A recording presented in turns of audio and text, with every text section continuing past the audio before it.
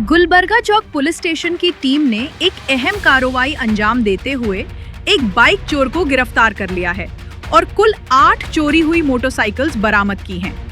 ये कार्रवाई Gulbarga north sub division के असिस्टेंट कमिश्नर ऑफ पुलिस शरण गौड़ा पाटिल के इंस्ट्रक्शंस पर शुरू की गई थी।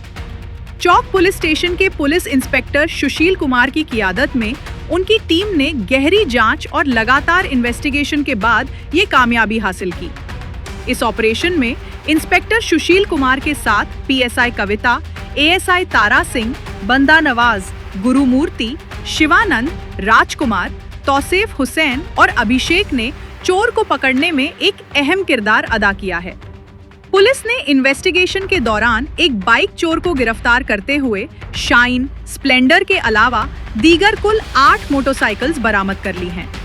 इस कार्रवाई के बाद चौक पुलिस स्टेशन की जानिब से तमाम चोर और बदमाशों को इल्लीगल एक्टिविटीज से दूर रहने की सख्त वार्निंग दी गई है।